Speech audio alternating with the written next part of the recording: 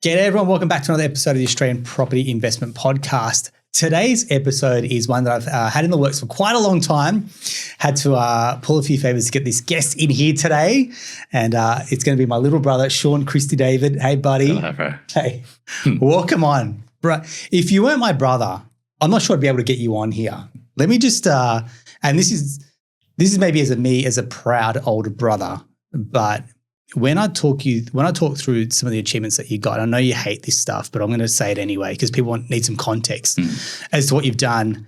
If you're familiar with some of the venues that Shaun has, particularly in Sydney, Colombo Social, Kiev Social, Kabul Social, probably the most popular ones that you got in your portfolio under your brand, Played It Forward. But let's just go through what you've done recently.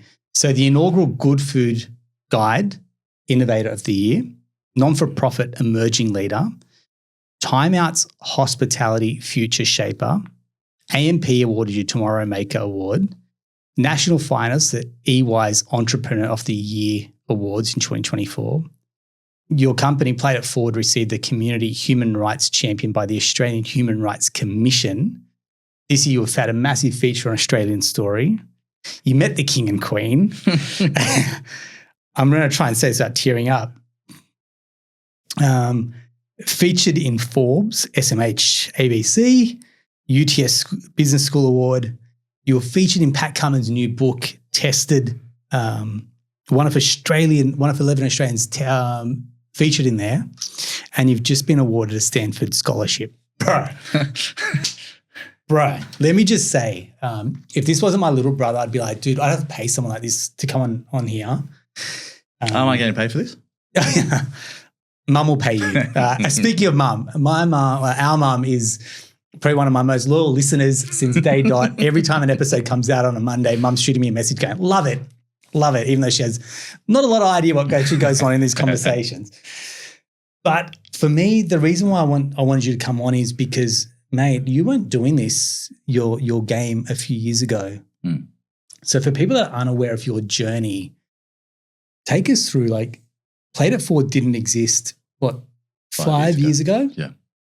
And Sienna's 6, so she was 1. I remember coming to your restaurant, setting up Colombo Social when she was 1. And I'm just like, Shaun's got a background in finance, right? Yeah. And I think when you said, hey, I want to start a restaurant, I probably unsupportively probably laughed. And then the next question was, how on earth are you going to do this? Yeah. And you're like, I'm doing it. And I think at that point, once anyone knows, my little brother knows that once you dig your heels in and you make your mind up, there's no way backwards, it's only forwards. So for those that are listening, how does a 5-year journey culminate into this level of success? I think for myself, it's right in the ups and downs. You said it, like, the idea started probably 3 or 4 years before we even took that first step into the restaurant. But sticking true to what you believe in, having a fundamental belief in the outcomes and what you want to achieve, being headstrong about them is one part of it. Yeah. But having more than just a business that you can rely on. And I think, when I go through the downs or the challenges or the issues that we face, I look after the journey of 100 people that would otherwise not have a job. I look after 3,000 people that might otherwise not have a meal. So having something else that motivates you, that keeps you focused and going. And when someone says, oh, this is a challenging time, I'm like, well, yes, it is. But if we don't do this, what is the resultant from that? And what could be the negative outcomes for many, many people that you care about and really want to be there for? So I think that gets you through the tough times. But I think being very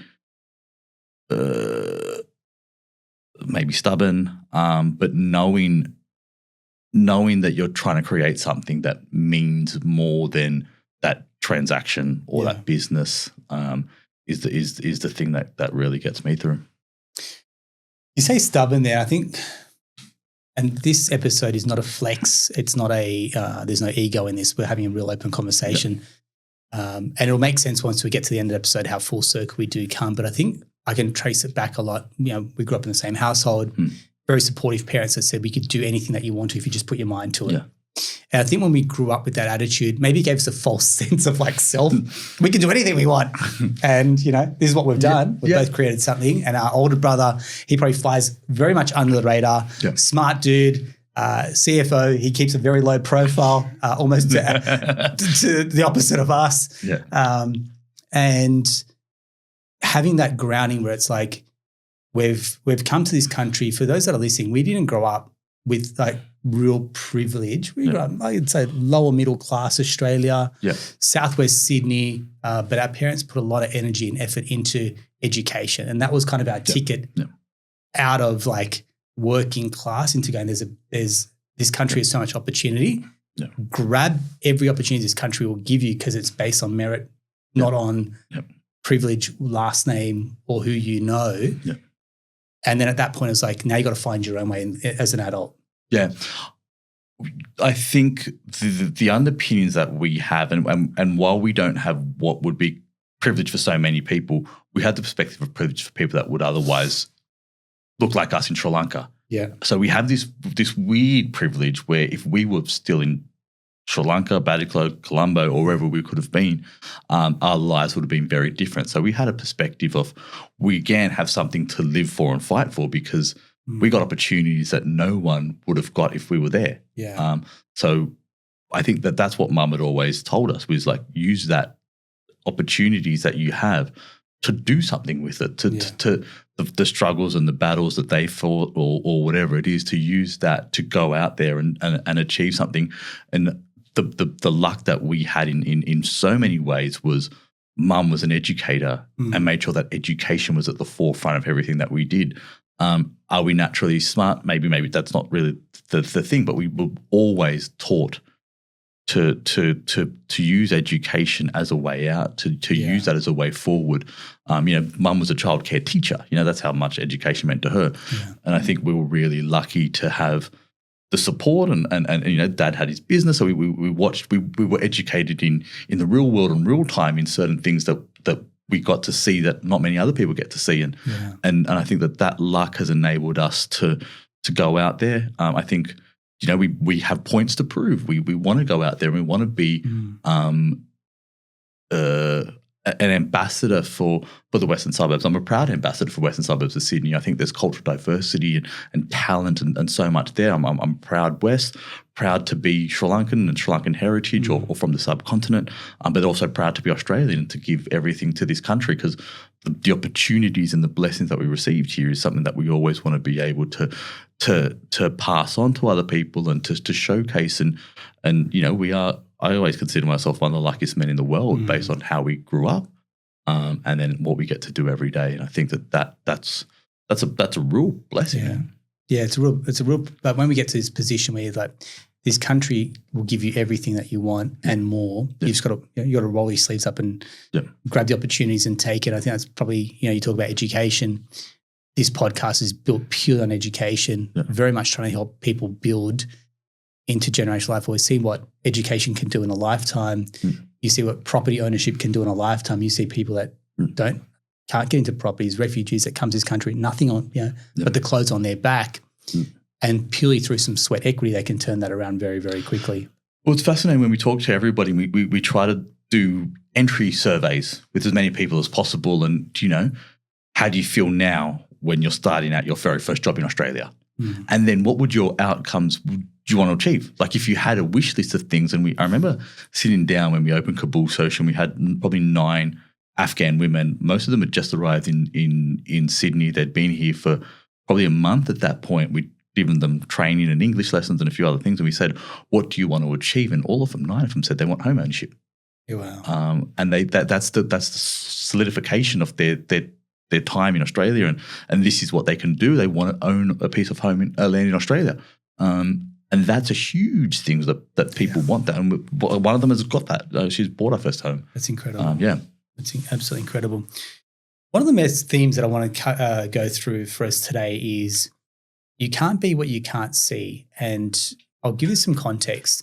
I speak to a lot of younger investors that no one in their circle is trying to do what they're doing. They're breaking new ground. No one in their family has bought multiple investment properties, but they've got this desire, yearning to kind of break the mold and do something that no one in their circle has done. For you, you mentioned before, we grew up in a dad running his own business, so we could see that you had the ability to run your business, your own business in this country, which is what we've gone on to do.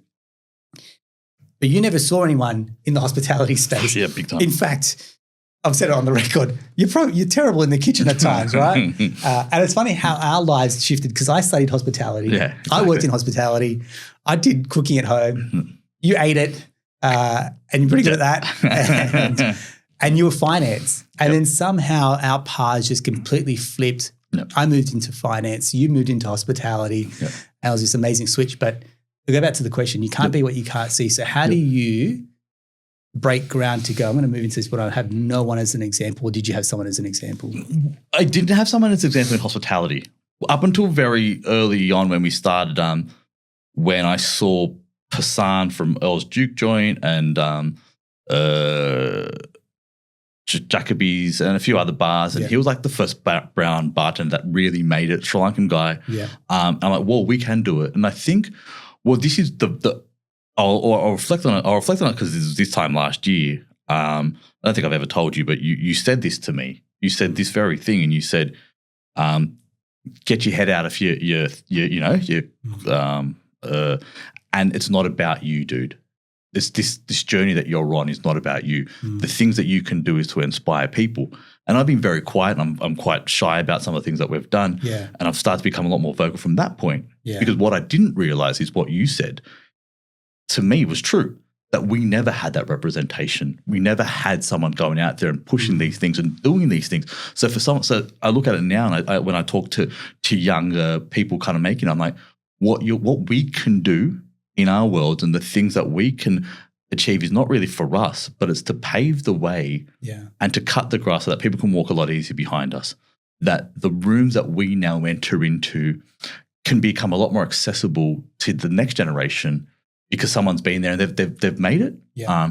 They're there, and then they go, "Oh, cool! That person, Aaron, walked in." And he was cool, man. Maybe the next Sri Lankan kid will be like him, or the next, we say those things. And that hit me because I'd never considered it. I've always thought that if I talk about it, then that's gloating or boasting, and I don't want to do that. And I never did that for that reason. But I think that it's really to inspire people because hospitality was not for us when we were growing up. It's not considered a career path at all. No, it's not. And we've both gone. My brothers, we've gone to uni, we've gone to study postgrad, and yeah. And people are like, "Oh, you're working." Like when I say it to people, and when people just ask me when I'm like an Uber driver or something like that, I just say I work in hospitality. Yeah. I work in restaurants, and they're like, "Oh, okay." It's not a career. It's not deemed as something. But what food has meant to us, and it's funny enough, I just brought you some food today. He brought me some of Mum's cooking because that's how we express things, and that's how we can change things, and that's how we express our care for people is through food and feeding people and sharing our culture. And I think there's that's how we grew up with hospitality is always the center of everything we do. You studied it, but I don't think you even need to study it. We had it in our DNA. That's how we grew up with loud food, loud music and people around and food and that kind of celebrations all the time. And I think we've never determined that as a lifestyle choice and things like that. But people love it. People love cooking. People love there's something like breaking bread, mate. That's for sure, is there? So a decision to go out and, again, if you're listening going, where's the connection to property investing? Go with me here. This is all mindset. I say property investing is 20% finance and 80% mindset. Like just what you've done with your trajectory as well. Going out of your comfort zone means you effectively have to lead the herd sometimes that you're with. And that can be really hard, especially when you have an idea like what you do, which is no one can see the vision. You've got it in your head and everyone's around you going, buddy, is this the right move to be making? And you're leaving a safe job, you're leaving the comforts, you're going to something you don't know. And that voice can be very heavy compared to the inner voice when it's like, hey, I'm going against the odds here. So how does someone swim upstream when they've got a desire, when they've got a bit of fire in the belly and everyone else is trying to put that fire out? Yeah, I think the loudest voice that we all have is the inner critic. I think that's the loudest voice, and I think being able to squash the inner critic And that voice that says maybe this isn't the right thing for you is the biggest obstacle that you can come past. Once you get past that, you can wash everything else out. I think if you want to go to someone that's trying to buy their first house and then saying, but my dream is to have 5 houses. People are like, oh, mate, you haven't even started. But no, you start with that dream and that's what you stay on. And you don't listen to people because they don't live your life. It doesn't really matter. I think what you've got to do is have the confidence and the self-belief that I can get to where I want to get to, what steps I need to take to get there, and listen only to yourself. Because I say that there's quantitative data, there's qualitative data, there's all these data sets, there's all these things there's all these models that you can look at and everything like that and analyze it. But really, the biggest test that I've always said is that gut feel that there's an intangible feeling that you feel. If you're on the right path to do something, it will open up and it will happen. And how I walk into any venue and say that's the venue for me, like that's the one that I want. And I've seen hundreds of restaurants. I've seen hundreds of spaces. I've seen places. And I'll walk in. It's the way that I like. And when someone says, how do you pick your venue? It's how I say, how do you pick your first house? How do you pick your first home? Yeah. You will know. You will just know. Yeah. And there's that feeling that you get where you go, that's it. That's the one. You can walk in there and you feel it. And that's the feeling that you've really got to go with. That is the loudest voice that you can ever have. And that's the one you listen to. You listen to your gut. You listen to the knowledge. And then you build your kind of data sets and everything around that gut. But I think we often rely so heavily on information or other people's opinions or other people's perspectives, but they can never give you that feeling. I think that's the one that you go with. And again, sometimes you might look at it and that it stacks up perfectly, but it doesn't feel right. Don't do it. Like the universe will tell you things. That really does. And I think that's my thing now is to really, really go with it. Really, and I remember going to check out 10 properties for the next restaurant we go with. And I felt it on the very first one. I'm like, oh, no, maybe I'm getting carried away because I love the concept or I love what it is and I really want something. And then the next 9 didn't feel that good. And we went straight back to that first one and went, okay, that is the one. Yeah. Yeah, nice one. Thanks very much. Over the years, and I mentioned like all the accolades, and they're a lag factor for all the work that happens behind the scenes, right? There's a power of what I say compounding actions. And take me through the actions that people don't see behind the closed doors. And again, in a investor context, this is where you find the team. You spend the countless hours. I've had so many calls with people recently going, I've spoken to so many brokers or I've spoken to so many buyers agents and you've had to do a bit of this heavy lifting. And I'm like, yeah, that's all called compound action, mate. It'll get you closer to where you need to because you're making sizable steps to get there, right? So it's like doing your reps at the gym. Yep. So what are some of the compounding actions that have taken you to get to this point that then you see the fruits of your labor? Yeah, I think, well, I'll tell you about the things that didn't work if I can. Absolutely. Yeah. And I relied on the initial success of my very first restaurant to think that will carry through. And okay, cool, we've got a formula and that's it. But I mean, the success of your first restaurant being Colombo Social, I mean, it probably didn't dawn on us at the time how insanely successful it was. Yep. Again, I'm like, this is my little bro's restaurant. So this first one, I don't know what's going on here. Yep. But Australia's most Googled restaurant for 3 months straight. Yeah. Is that? Yeah, exactly. Yeah. That's insane. Yeah, and it was lines out the door. It was this and that. It was a great business model. It was amazing. We did things, and I thought that would just carry through. So what I didn't do is I didn't work on the foundations and the fundamentals for scalability, for growth, and to be able to build something that could last, right? So you think arrogantly, oh my God, if I touch it, it's going to just mirror that. There's a good word for this. It's called hubris. Okay.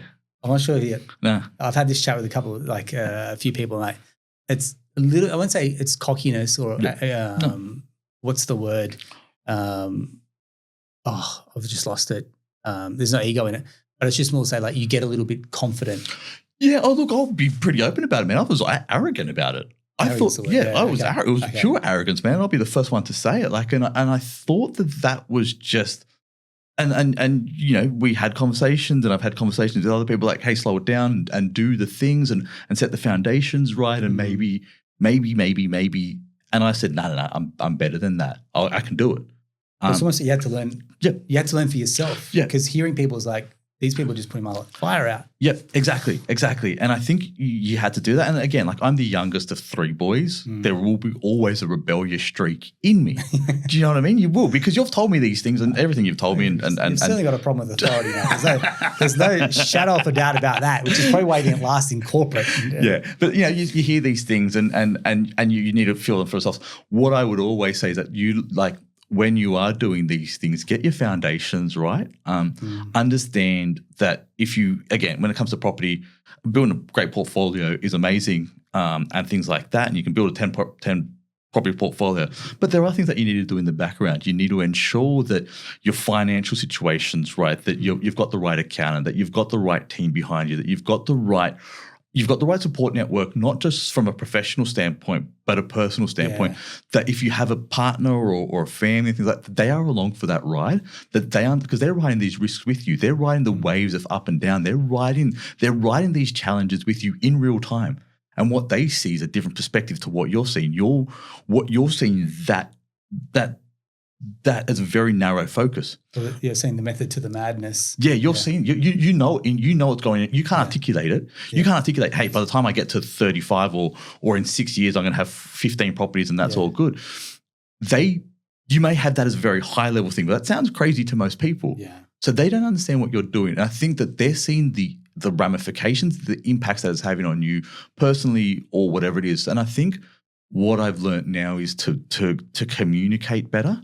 To communicate things in real time. Hey, and I say it now, I'm struggling. I'm going through a hard time, or this is what I want to do, but I don't know how to get there. And talking to your networks, both as your brokers and your advisors, but also your friends is really important. Yeah. Nice. So, I mean, you talked about scale there, and again, everyone's trying to scale, whether it's properties, whether it's businesses, for example. There's a double-edged sword to scale, right? Like you said, and there's blind spots that you will have that you can't ever see or imagine until they actually start happening to you and at you. And it's I think the real test is then how do you deal with that? And some people won't survive those setbacks or challenges, and they go, it's not for me, and they cash out. And then other people push through and they're like, no, this is all part of the journey, what they call the hero's journey. And they go, man, I've got to push through this. And it's it's tested me. I don't know why, but in hindsight, I'll find out the reason why this has happened to me. And you're a bloody walking testament to the fact that when COVID shuts down so many industries, it probably shuts down the hospitality industry is probably one of the hardest hit, and that takes the wind out of your sails. Then there's a certain resilience that shows up going, I've got lemons, I'm going to make lemonade. If you can just explain to everyone what you did during COVID time, that I think really to put the entire business that you've got on a different trajectory. Yeah. So we were 3 months into the business at that point. So we opened in November 19, and I think it was April where COVID hit, and we shut down. Right. So it was a Sunday that we had to shut the restaurant down. Yeah. That was it. So I think everyone remember that Sunday national press conference, and I was like, here's what's happening.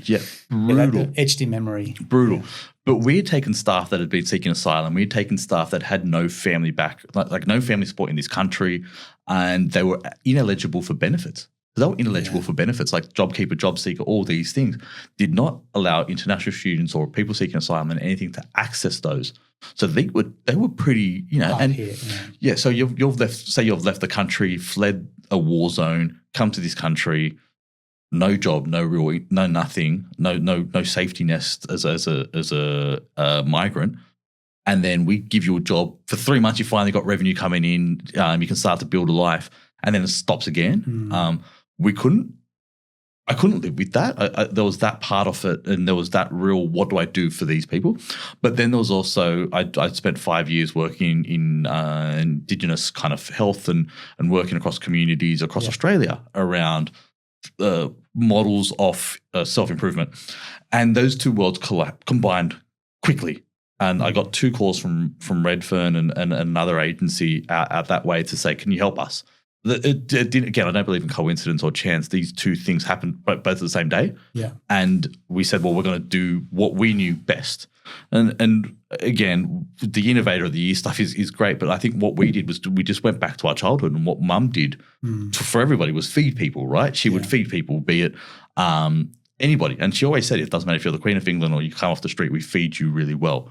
And that's what really resonates with me. So we just started to donate food, package up what we had. I had like leftovers that we could never use again, right? So I just said, it was just this like thing that, that makes sense. That makes sense, right? We'll just do it. Just give the food that we have that we're going to have to throw away that's really good quality and will last, but at least it's going to give someone something for that day. And no one knew how long COVID would last. No one knew what was going on, but then it became the movement that is now the movement. The movement was to cook high quality meals and donate it. We've donated now 660,000 meals across the globe, and 550,000 plus in Sydney, and that's how that happened. So I think it was taking a very community outlook and going, well, again, it comes back to that perspective of privilege that we had. Yeah, my business is shut down.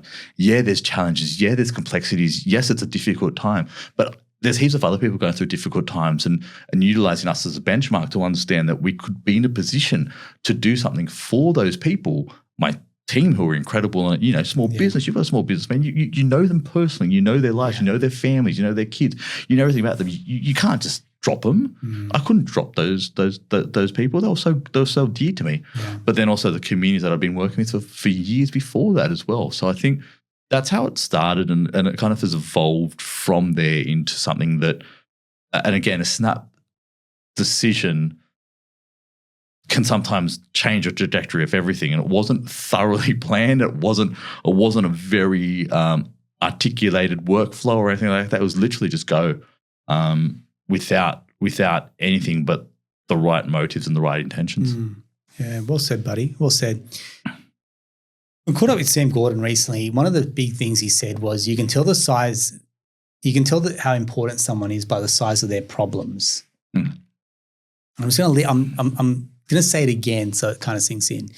You can tell the importance of someone by the size of their problems. And so sometimes I'll get someone that's 6, 7, 8 properties deep, and they're like, now we're going to get legal advice, and now we're going to get these documents signed, now we're going to trust, and now they're like, dude, these are problems that are reserved for 1% of property investors in Australia that are in a position that they can afford to buy 6 or more properties.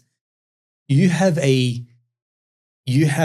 problems that are relative to where you are in your journey, that it's like when other hospitality businesses are failing, when other hospitality businesses are not doing well amidst the cost of living crisis, amidst rising costs of energy, salaries, food, for example, when rents are going up, for example, when expansion plans get stifled, like there's headwinds there, and you're like, but somehow you're managing to thrive. How does someone zig when everyone's zagging? Well, we get compounded. You mentioned all those things, right? Yeah. So when the cost of living goes up, we see a drop in spend. Yeah. So a significant drop in spend per head. Super relative. Yeah. So petrol prices can be $2.10 and then it goes to $2.30. What happens to that 20 cents per litre is that comes out if you're going a discretionary spending budget, right? Yeah. Interest rate rise, whatever it is, will mean that our sector gets hit quickly. And this is same day data. If we watch when it happens, when the interest rate goes up and what people are spending that night, it is wild. Spending will go down by about 25% that night. Okay. And it will stay like that for 1 or 2 weeks at least after. These pressures have meant that customers aren't going out as much, and then they're also spending less. Right. So for us as an organization, that compounds to less revenue, less profit to go out there and do the social purposes. Well, I mean, your expenses are high. They're fixed. Yeah, exactly. Well, energy and all those other ones, mate, they go up like crazy. Yeah. But then we get compounded with the other side of our customer base, which is the 3,000 people that we're feeding. They now need more food because some other services are stopping, or there's just instead of having we went from 2,500 to 3,000 now. We'll go up to 4,000 soon because there's more charities that are asking us for food because more people are finding themselves below the poverty line that they've never experienced before. And our food is very humanity-based, so there's no questions asked, there's no nothing. It goes through a very nice process so that no one feels it's restaurant style, so they don't feel like it's cheap. They don't feel like they're going to like the need a feed vans exactly or something, right. Exactly yeah. right. So there's a little bit of like Yeah. self-worth that they're getting the meal. Right? Exactly. So we're now hit with both reduction in profitability, but then the main thing is trying to fund the meals that go out there in the simultaneous crash. So how do we do it? I think this is where, I mean, the constant juggling act is trying to find that balance. The ability to say no to people and say, hey, look, we just can't do that right now, instead of giving a substandard product or service. And I think just having, again, like I've got a very strong team around this that are so committed to what we do and so passionate about it that we just try to find a way, you know. Sometimes it's one of my chefs just jumping on the phone saying, hey, look, man, we need this from you as a meat supplier. And the supplier's going, yeah, cool, we've got this. And they'll give us more food during those times, or going out there and becoming smarter on our menu design in the restaurant. So some of our chefs that sit outside will come and say, well, maybe we can utilize this to save costs here. So therefore we've got the ability to stay afloat for another week to get the meals out. So it's having a team of people that are as passionate and committed to problem solving, because it's very easy to get caught up on the problem. And there's this huge circular reference that you can just sit in and talk about the problem forever, strategize meetings and this and that. And yes, it's valid and legit, but sometimes you've just got to act when you've got to act and do what you got to do with tight deadlines and just go and go. And again, I talk about gut. I know that gut feeling is that we will be okay, but we need to be there when people need us the most. There's no point spending 7 months planning this stuff because someone's gone hungry for 7 months. Yeah. There's no point trying to strategize about doing all this stuff because they probably might not be in the job market in 7 months' time because they just go, screw it, I'm going back home or whatever it is. So we've got to take a very quick lens on problems, look at it, analyze it, and then be solution focused. Yeah. And things like that. There's this very interesting quote that I once heard is that I'll come to me only with solutions. And I don't love that because sometimes your team aren't equipped to deal with everything. That they won't have enough knowledge to be able to build the solution, but they still need to be able to identify the problem and talk to you about it. Yeah. As a leader, they need to be able to come to you and say, hey, these are the problems we're going through. Can we solve it together versus only come to me when you have it solved? That's outside their remit sometimes or outside their knowledge base. We put too much. Therefore, they don't identify the problems and tell you that. And therefore, you find out later. So I think the earlier identification of problems versus waiting for them to come up with a solution is also there. And you can, I think sometimes 4 or 5 people getting together and solving these problems is really important for us. Yeah, it's almost like a problem shared is a problem solved. It right? is, right? It is, yeah. I think that's probably where, again, we see people get stuck on their journey, again, to bring it into a property investing context. They're like, mate, I've got this problem. A previous broker said, no, I can't do it. The accountants say, no, I don't. I've had so many accountants. This is a real uppercut, this one. So many accountants do not believe in property investing. They're telling clients, no, don't buy through a trust, don't buy through an SMSF. And they're the ones that are blocking your journey, or your current broker is just like not equipped to handle scaling portfolios. And they're like, they feel guilty that they're going to have to leave someone. I don't believe that's the case, or there should be no guilt in trying to find a better team to surround you on that journey, because you're only as good as the team that surrounds you. You are only as good as the people that you surround yourself with.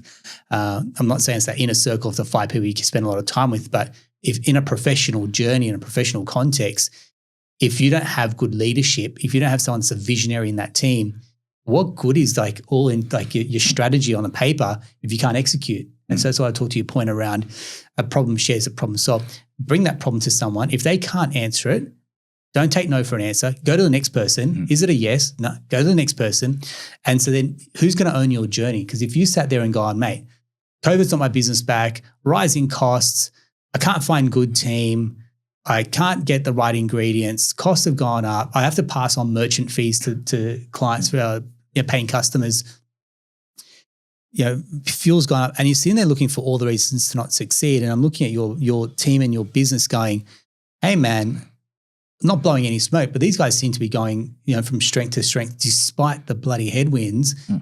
The same can be said for so many of our investor clients that are going, despite 13 interest rate rises and cost of living pressures and just general life, they're still finding ways to scale their portfolios. I'm like, what's the common linkage here? There's got to be a certain element of resilience and perseverance in the right percentage that's getting awesome outcomes. Yeah, but it's so easy to focus on. It's so easy to say those are the challenges, and that's it. Yeah, because misery loves company, bro. And that's where you will separate the good from the great, and the people that go, well, these are the situations that I've faced. How do I find the right people to get through that? And I don't think that any journey and we talk about self-made and all these things. There's no such thing as that. I think that there is a need to find the right people, and even if it's just sounding boards. And I talk to you a lot of the times, and you will always solve someone's problem. I think that's your strongest part to you as an individual, and you actually love it. It's funny you say that, and just to this point, I've wondered why. The team will have it where they come to me. It's like this, and it just comes to me a little bit more like a lightning strike sometimes. I've done work on my values. I've got a personal coach, and we break this down. One of my top beliefs in the world is fairness. I love a level playing field. You're probably the same. Every mortgage broker in Australia has the exact same CBA product, exact same Westpac home loans. Nothing separates a broker. There's no price that I charge that's more or less than someone. Exact same product. But how do others do better, right? I love going to the gym because it's a level playing field. It doesn't matter if you've got money, no money, jeans, equipment. You walk in the gym, it's a level playing field to see who can actually show up and do their best. I love that about uni because it doesn't matter what school you went to. We all went to the same degree. It's a level playing field. So fairness is probably my number one attribute. And a very close second is creativity. And I unpacked this with my personal coach, Jody, and I was like, why is creativity showing up high? Because this is not – finance isn't creative. It's numbers. But then the way I attack a problem is creative, thinking outside the box, not taking no for an answer. You'd be the exact same way. It's like I think we had that as growing up. It was like, don't be helpless, man. Figure that out. You're part of this family. Figure out, don't come to me with a problem. Figure this out. Yeah, maybe it is having – 3 boys out, we weren't small dudes. 3 alphas in the one room.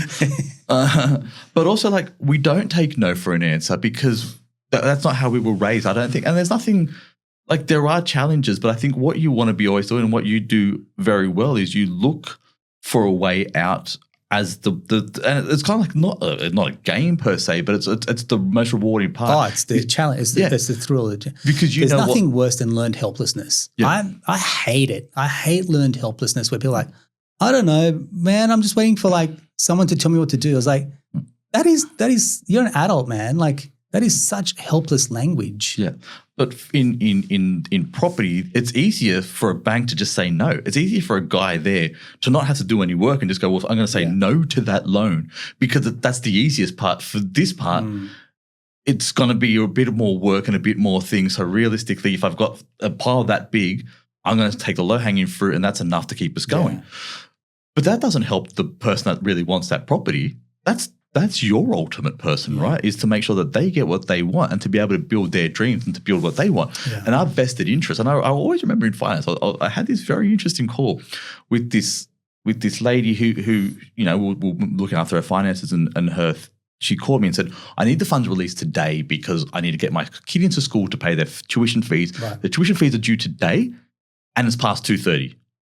And she was talking to me. I'm like, oh, look, I'll do everything I can. Boom, talk to my payments team. Can you do this? No, we can't do it. We can't push it through.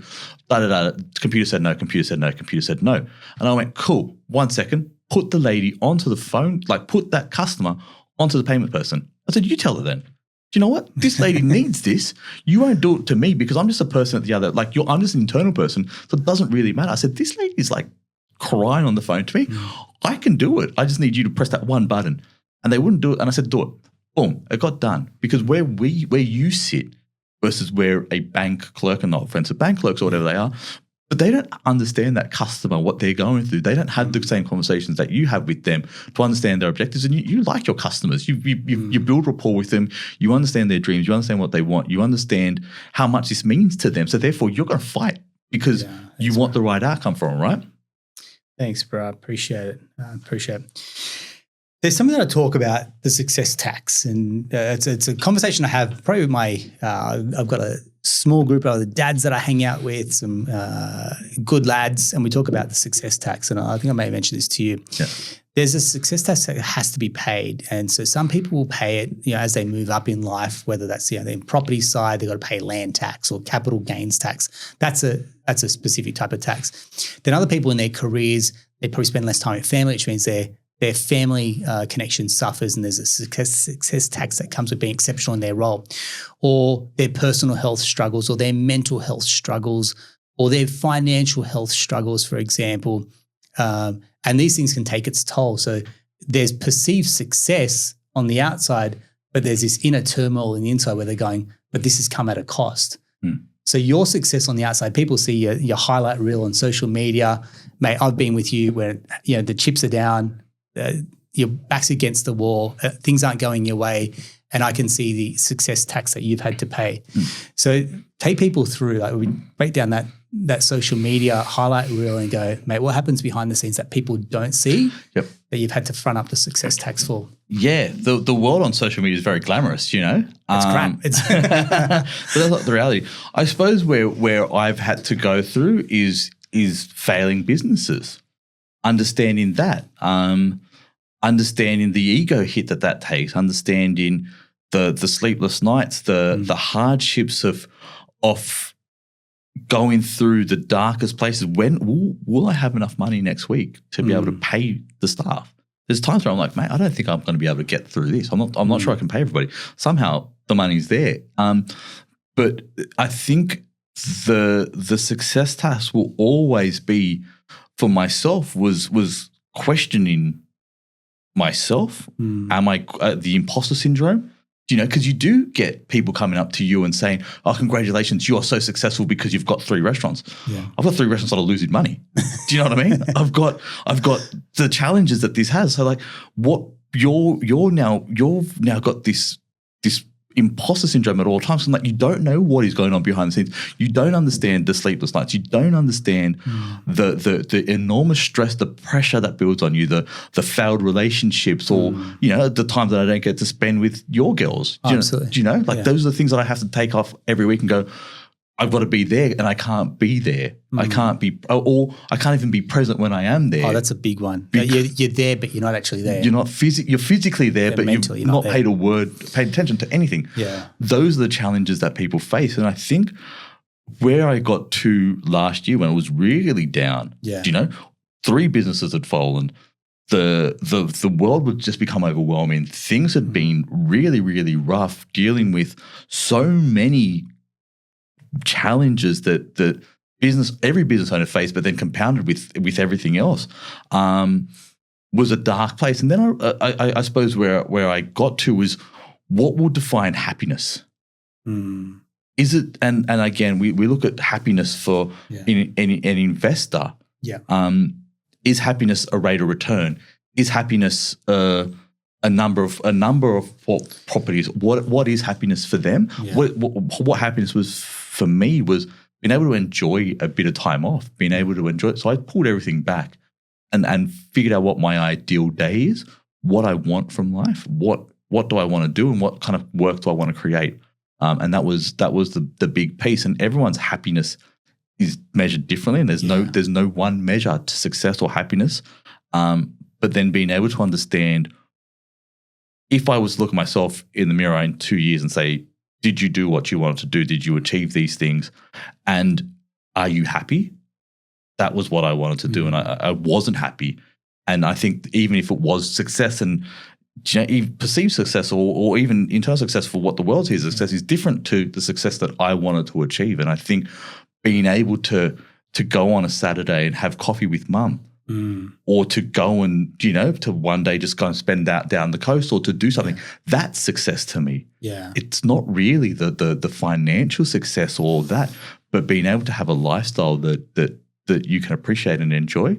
And I think that you do what people deem as successful and you go towards that. But I think what the biggest learning I took about that was to build your own success. Yeah, thanks.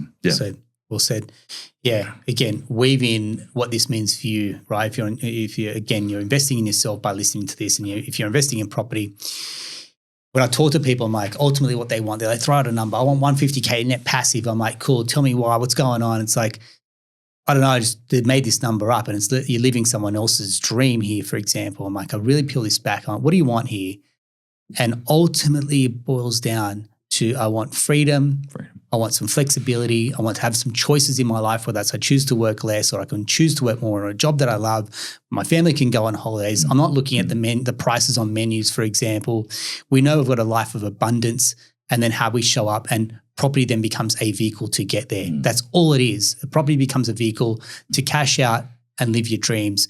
And so I speak to people, it's like, we can add 3 more properties, but it's almost like a diminishing rate of happiness, right? You can add 3 more restaurants. There's some diminishing level of happiness there. It's like, actually, I was a little bit, I hit a sweet spot here, and the incremental growth has actually made my life miserable, 100%. Harder, not enjoyable, not financially rewarding. We could add 4 more properties into the mix. I guarantee you, most people go, nah, not for me. I'm happy where I am. And there's no, you've given up on your potential when you say I'm happy here. I think it's the ultimate, like you're comfortable in your own skin to go, this is my sweet spot. This is where my level of happiness is. This is where my sleep at night factor is as well. And I think you've gone on that journey. There's definitely an aura change for you, which is, hey mate, you probably had the hunger to conquer the world, and there's nothing wrong with that. Nothing wrong with that. But just to go, but at what cost is it coming at? Correct. The word freedom is what everybody chases, and I think financial freedom. If they can articulate it, that's probably half the battle, bro. You speak to them like, I want this, and like you keep asking why. It's like, but I just want to have some freedom over my life and choices.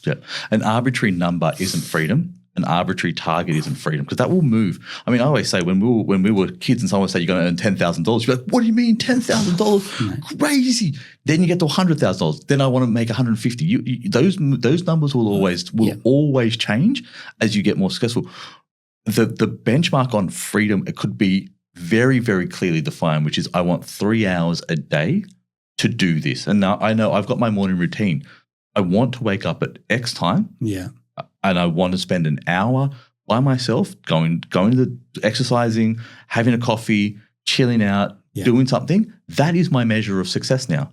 And I think freedom is what we all chase. And there is nothing wrong with building systems to get there. And property to me is the greatest way for freedom, because what you're able to do is build a long-term thing that will last, that will go forever. And that's great. But yeah, again, digging deep into the motive for that, and not going less around the ego number and more around the actual less ego number, which is, what do I want to do this for? For who do I want to do it for? And what can I do to get there? And when will I be happy? No, spot on. Yeah, the ultimate flex for a lot of investors is how many properties do I own, for example. It's like how much a portfolio is worth. I'm just going to challenge you on that. If you're listening, it's that's the goal. Just dig a little bit deeper and to go, but what am I actually seeking here? And is this going to take away from my life, or is this going to add to my life in terms of its abundance as well? Because your success, and you probably see this in your own journey, buddy, your success doesn't come at the expense of someone else's. And I think that's probably where a lot of people get at, which is, I want to take more, and it's going to take away from others. Like, man, there's enough out there for everyone. We can all and I think where this mission is on the potty, where your mission is, hey mate, we want people to come on the journey with us. We're trying to win in life. We want people to come on. Not everyone is going to come on the journey with us, and that's probably something that you and I feel deeply, which is we're having to leave behind a few people. Which is not our style. We're like, hey mate, we're all coming. We're all going in the same direction. But why you wrote your book was based on the happiness that you had when you first bought your property. Right? And giving that joy to other people. Right, that's success for you. When you hear a first homeowner buy their first home and celebrate that's massive, right? And I think that joy is something that we should be celebrating. And I think that what I would love to hear a lot more of is, hey, I remember that moment, and I facilitated someone else to get there. And that could just be by someone that's got 15 properties to go and talk to someone and mentor a young person to get up there and buy their first property. Because that will probably be a lot more rewarding than another $100,000 in their bank account. And it sounds weird, but like the joy that you get out of that and that satisfaction of doing this. And I know I'm in a very lucky position to be able to facilitate so many people with their first jobs. And the happiness that they have. Like I will walk into any one of my venues and I get 10 thank yous daily from someone saying, hey, thank you for this. Like, again, that's huge to me. And I don't talk about it a lot because it's uncomfortable, but that level of success is worth more than any money. It's worth way more. And my chef, who you know very well, John, he could earn 3 times what he earns. Oh yeah, but he's an absolute weapon. Yeah. His whole job is to go, man, I'm facilitating something bigger than me. And I think that's that. There's been lots of studies around income versus happiness. Correct. And it's actually funny when you talk about that sweet spot. Apparently it's around 80K. Yeah, it was 120K. Maybe 80K. Yes, something like that. Yeah, I think it was probably about that. And then it just drops. It's I can tell inverse thing. The more you earn, and it's an absolute privilege when you start to earn more. But geez, mate, your lifestyle starts to go up, and it can quickly go out. I see so many people that feel like on paper they're asset rich, but bank account, they're cash flow poor, and their happiness is kind of related to that bank account. I call it state of mind equals state of wallet. And so that wealth being factor, where your whole well-being is based on your wealth. Yep. We're just trying to move the needle on that and go, hey mate, don't define yourself purely by that bank balance. Define yourself by the quality of the company you keep, the way you're giving back to others as well, the way that you're showing up, the way that you may be bettering yourself. And I think if we just round out this conversation talking about compounding, the whole premise people invest is to get that compound growth. And they say compounding is the 7th wonder of the world. The same can go for your actions. You talk about compound actions. What are you going to do today? What are you going to do to round out 2024, start 2025, compounding with good small habits, whether that's a gym run on a YouTube, whether that's an extra walk around the block to burn off some calories, whether it's shedding a friendship that's not serving you, or going, hey, look, I'm going to find someone in my corner that's going to help me grow and do better, or contribute to a charity like what you do, bro. If you can find ways that uplifts the soul, I think the financial side will definitely take care of itself. Exactly right. And I had this conversation with a bookkeeper, and she said, why don't you pay yourself X? Yeah. You should be paying yourself first. And I pushed back on it. I said, no, I pay my community first. That's the constitution that I've set up. I will make sure that the people that we said that I'm going to promise 3,000 meals a week to, they get that. Everything else is fine. But that was what I determined as the first payment to go out. And there was an ethical composition that we wrote into our constitution to say that this occurs no matter what. And therefore everything else relied on that. So I think, building something bigger and utilizing a passion. It doesn't have to be charity. It can be whatever you want, the passion to be done. But to know that there is a higher purpose to what you are doing with your wealth, and to be able to use that to use the privileges and the advantages that you have to be a property investor to go out there and build whatever it is you want to build. And that again, that's at everyone's discretion. But to be able to say, with my income or with my wealth and with the things that I'm building for, I'm going to be building, and it could be intergenerational wealth. It could be for family. It could be for this. It could be for the holiday that you've always wanted. So cool, I'm going to put away that because that's what I've always wanted to do every year. But having a goal that isn't just a number, but a resultant action on the back end of that number will allow you to really invest in this, to be committed long term, and to be able to commit and say, I am going to, because I know that this is what's going to happen. It's going to make that thing there, whatever it is going to make me happy, and I want to do this more. I think that's. Nicely said, bro. You're a legend. If people want to get in touch with you, I know one of the best ways to support the mission is jump into one of the restaurants. So if you're in Sydney, Kabul Socials in the Met Centre, Wynyard, Colombo Socials out at Enmore, Kiev Socials at Chippendale. I know you do work inside some of the jails, youth jails as well. You do some catering work with the Swannies. I know you're You're a busy boy, so thank you very much for coming in here. I appreciate it. Like I said, been trying to snag you for a while, but this is the one podcast that I volunteered to be on ages ago as well. So it's the only one that I voluntarily entered into, which thank is great. you, mate. I truly appreciate it. I often get text messages from clients going, "Is Shaun your brother?" So I'm affectionately known as Shaun's brother these days, as opposed to Aaron. And they're like double take going, "I think you guys are related." I just don't have the beard these days to match it. But like I said, I want to bring my brother in here because I'm saying this journey is built purely off mindset and tenacity. And if you have that ambition to grow and succeed in your portfolio, we want to be those partners to help you on that journey. So this episode's never about cloak and dagger for sales or trying to flog more loans. It's absolutely not the mission at all. It's trying to help you grow and succeed in your own journey, that you get, one, comfortable in your own skin, but two, galvanize in your strategy, that you know what you're doing and why you're doing it. So if you've loved this episode, look, I love when people reach out, drop us messages. I'm thrilled when the messages come in that people listen and I get to connect with you and talk to you, even better. But if you want to follow Shaun on his journey, we'll include links to their socials and their website as well. Hey, that's a wrap for another episode of the Australian Property Investment Podcast. Thanks for tuning in.